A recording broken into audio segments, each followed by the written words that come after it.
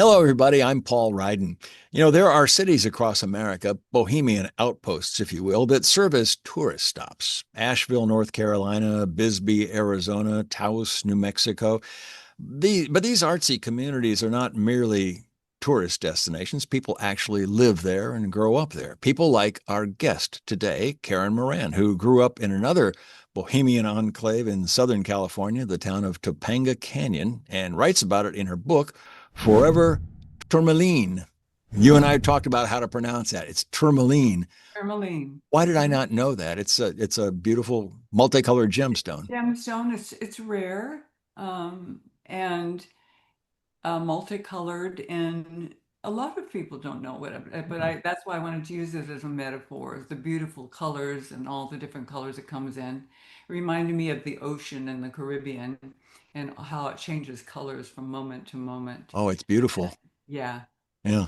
Now, when I it says you sort of write about this in your book because when I say sort of, this isn't exactly a memoir or an autobiography. You call it a biomythography. What do Yes. you mean by that? Well, I did my doctoral studies in what's called archetypal psychology. Hmm. And you have to do a basis in clinical psychology also, but archetypal psychology is all about mythology and biography and history, and the combination of those factors, where we're always people are always fantasizing about mythologies. They're always mythologizing their own life. Mm. Even if you tell your own story, you're really not telling it as exactly as it was. You're Yeah. not trying to be a storyteller, but it's very difficult to tell your own story without mythologizing or without going into a dream state or without adding maybe a poem that you've written Hmm. or it gives you more leeway and expansion. One of my professors always says, sometimes you have to tell a lie to tell a greater truth. Oh. And I think mythology gives that. And it was Joseph Campbell was very popular at the time, Mhm. and he was studying creation myths from around the world.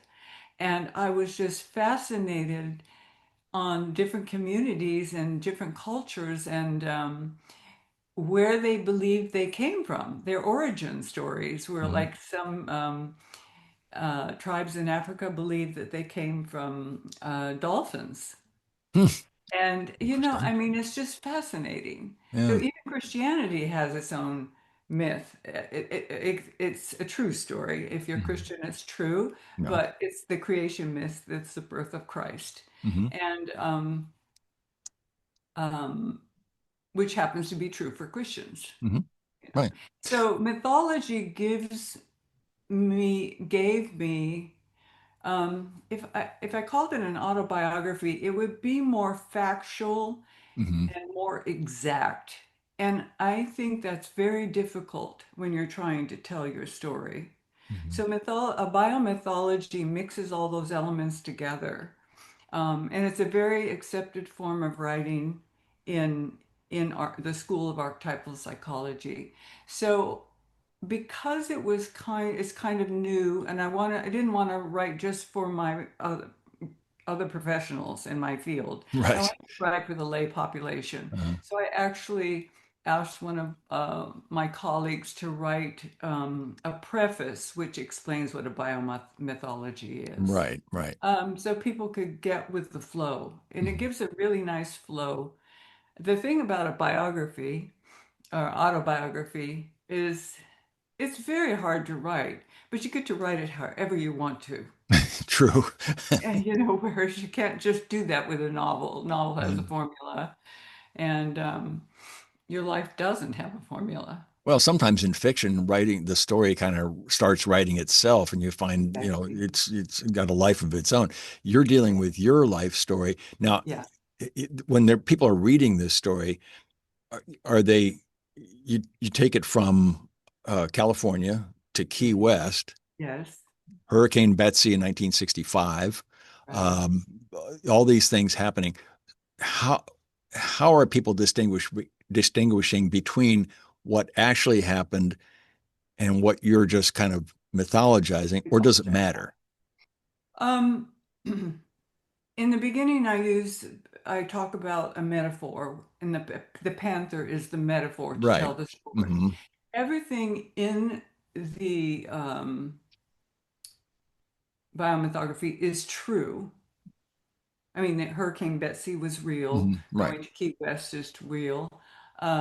Everything I talk about happened in some form or fashion. Hmm. It may not have happened exactly that way because I can't tell it and communicate it to you, um, and protect you from the harshness of it if I don't add a little element Hmm. of poetry to it. It's There, almost like historical fiction. yeah, exactly. Or mythical realist, surrealism, Hmm. or mythical realism. There, it was hard to put into a genre once I've decided how to write it. And it took a long time to figure out, but you have to pick out what do you put in and what are the most important Right. elements. Yeah. And hopefully, my goal was really there is a healing journey people go on when they suffer a very traumatic incident in their life. And most Mhm. people have things that happen to them very traumatic. Yeah. It's called Um, life. so yeah, it's life. And some things you can recover from and some you cannot. So, in the journey, in the autobiography or biomythography, I follow the elements of a healing journey. And that is to go over your story in a way that helps you make sense of who you are and who you've become. Hmm. And the feedback I've gotten from the people who have been able to reach me is that they just couldn't put it down. Hmm. They start reading it and it's like, well, what happens next, and then what happened to her, and then what happened to her. And so it captured something for people that, and it gives them permission to think about their own life in a way that maybe they haven't thought about it for a Yeah. while. And Yeah. oh my God, and then she went through that. I went through that too, something like Yeah. that, you know. Hmm. And I wanted to it not just to be about my life, but that it would take you deeper into your own life Well, that's as the you do this idea. That's writing. the Yeah, idea behind a lot of literature is that, you see yeah, yourself in that, in these yeah. situations, whatever they may be. Um, uh, you spent 30 years as a psychologist. Yes, I did. Uh, how much working in the mental health field informs your writing? Um, Absolutely all of it, I bet. A because lot to work with there.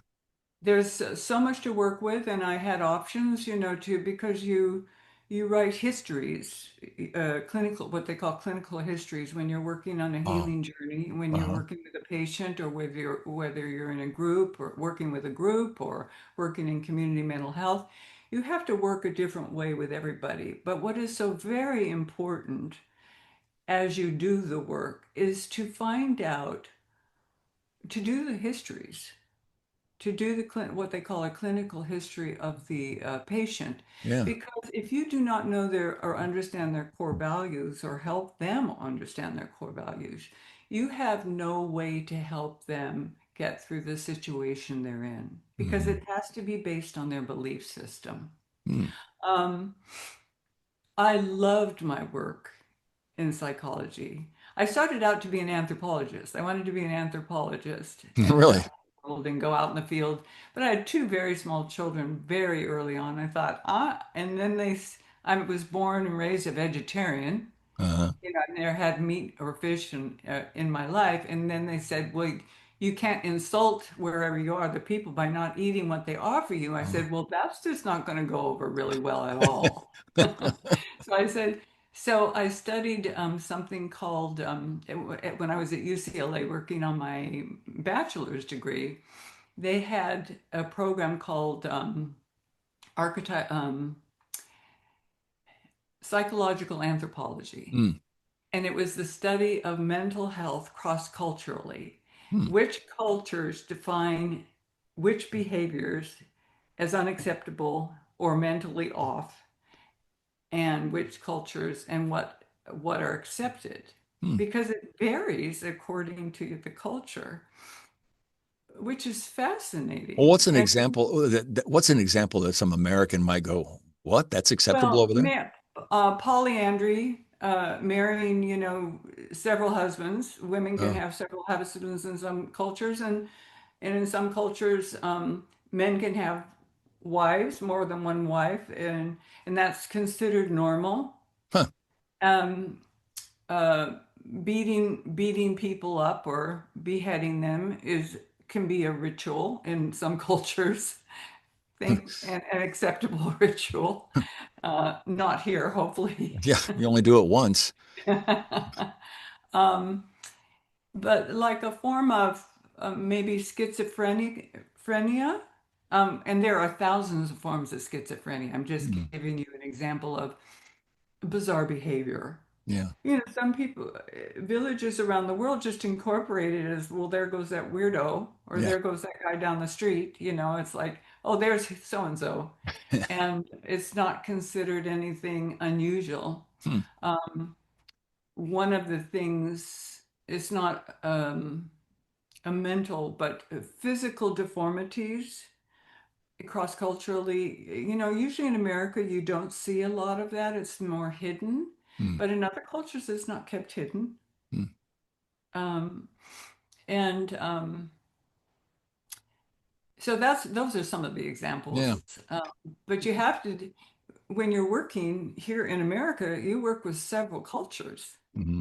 Yeah. Oh, So sure, of what's course. the cultural norm? Uh-huh. Um, we have this word in America called individuation.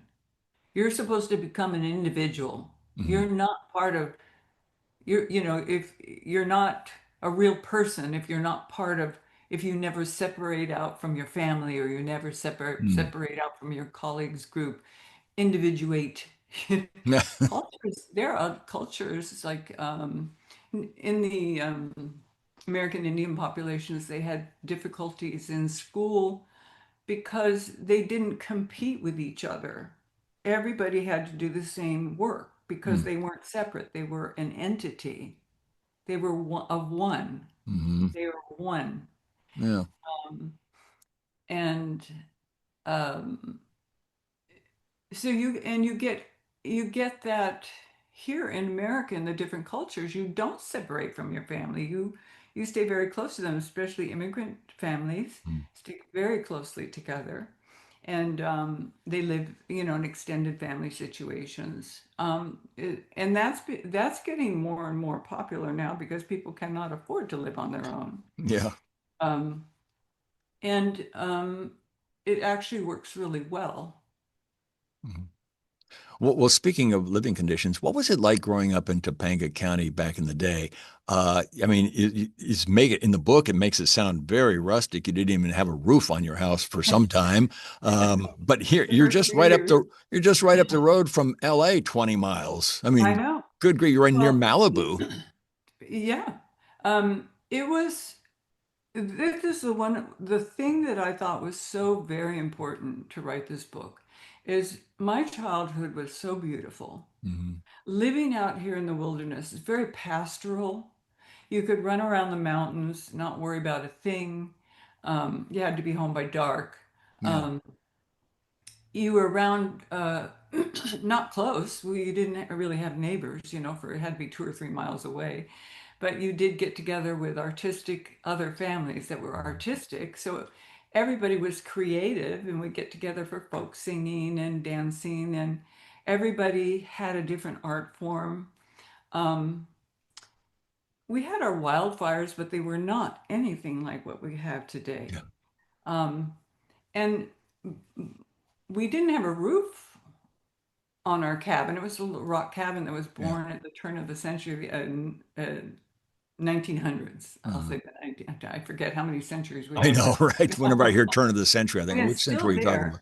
there. Um, but we had 25 acres of land, Oh, wow. and then that bordered up against a whole wilderness. So it's like you lived on a thousand acres, Huh. thousands of acres, Yeah.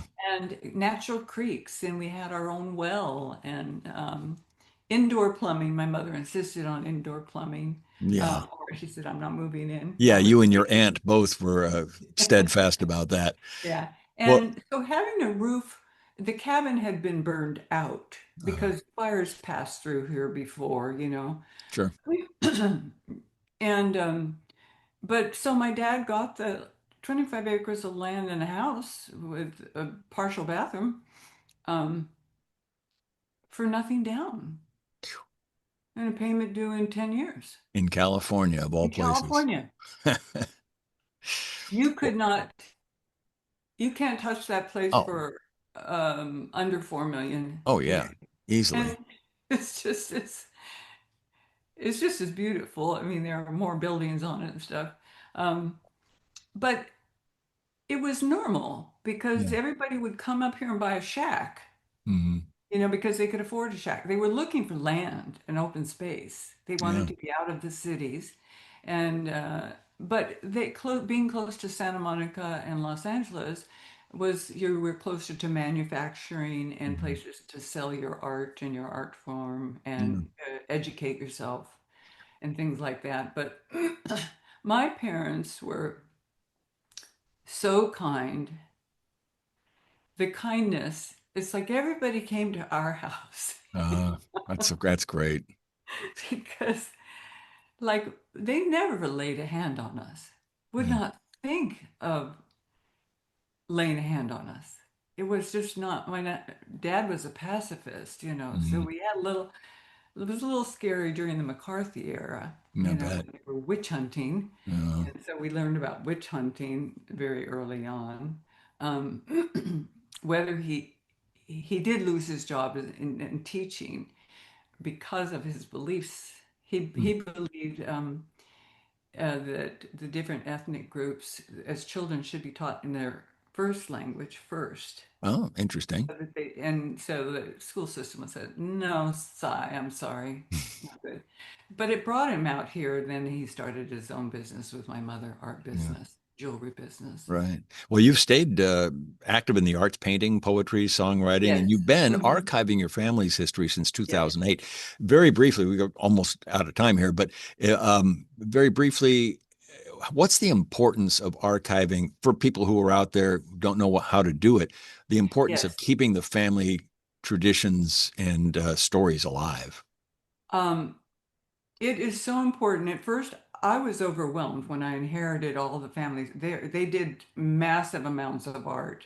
So when they passed away, there's 25 acres of land with 13 buildings on it, all full of art, you know. Oh I was like, man. oh my God, you know, and I was trying to bring it. I just live right up the road from where I grew up. Yeah. And I would just be terrified of a fire, you know, coming through. What was I going to do? And then I had the good fortune to meet an art archive attorney, and he was a collector of Native American artifacts. Mhm. And he came and he said, "Listen, some people are collectors." He said, "You have inherited a collection, an Mhm. art collection by default." Ah. And the minute he said, "Listen, there's a category in life for someone like you who's sitting on it." And a lot of us who grew up in Topanga were in the same situation. And so when we would call each other, we had no idea how to help each other. Yeah. Well, he came in here and he helped me categorize what I had um, um, in a way that was so beneficial to me because my mother had drawings of us since I was a baby. Yeah. We didn't have photographs because we didn't have cameras, you know, but she drew our pictures all the time growing up, and she would sketch this and sketch that, and my dad would build this and build that. And those memories, like, just told me how rich my life had been Yeah. witnessing this. Yeah. And then, of course, I would have to be an artist. And when I transitioned upon their death to uh, out of psychology, you know, being a psychologist or working in the field, to full time being myself an artist and writing and archiving, it became like one of those things you didn't know what you were meant to be. Oh yeah, the yeah. family archivist, and I work with the Historical Society, and for Mm, 25 years I've done programs for them about the family. And writing Forever Tourmaline was really my coming out story. Like I'm not just one of the wood girls. We grew up mm. as the wood girls. There were four Yeah, of us. Um, but I'm Karen, yeah. and Tourmaline, Forever Tourmaline was really about my life. I had to focus on my life. Definitely, I gave you some background in there, but it was like, all right, Karen, what about you? Hmm. What is it you want to say about you? And the one thing I'll tell you that's very important I wrote down Okay. was my core values. And in today's world, if you do not have a core value, you have nowhere to turn to make a decision. Yeah, You have no way to make sense out of anything. yeah. So I have it written down. So even if my memory goes, Yeah, I have a mission statement that I wrote in June, on June 15th, 1994. I wrote it on a card about that big, and I set it on my excellent. computer and I read it every day just to, remind myself, just kind of, Mhm. I'll may veer from it from time to time, but just go back to that Here's the path. core mission. Yeah. And it's so important. Oh, yeah. What do you hope people get out of your book? A deeper understanding of themselves, It's a a good good answer. read, Good and answer. a quick read. I didn't make it 700 pages. I Oh, was selective with what I put in there, but I want them to have a deeper understanding of themselves. It's in a way it was me being able to continue my work in writing, yeah. and the work, the healing work. Well, the book is called Forever Tourmaline, Tourmaline, you got it. and it's available on Amazon. I assume it's available other places. Yeah, Barnes Oh, and Noble. I have a website called forevertourmaline.com. You can go there. This interview I'll put up there all right. along with Logan's, and they're about. It tells you everywhere you can purchase the books, and Amazon is one of them. Barnes and Noble is another. Excellent. Freezing Press, and you can see the book trailers there. I haven't gotten the cinematic book trailer there, which blew my mind. The AI cinematic book Oh, trailer on there, yeah, but I'm going to. okay. Well, I'm we'll going to look for put it that. up there with your interview. All right, there you go. I'm honored. Thank you. And so thanks for joining us today, Karen. Really Oh, you're appreciate it and welcome. enjoyed My talking with you. pleasure. And thank you, folks, for spending a few minutes with us on the Global Book Network. I'm Paul Ryden. We'll see you later.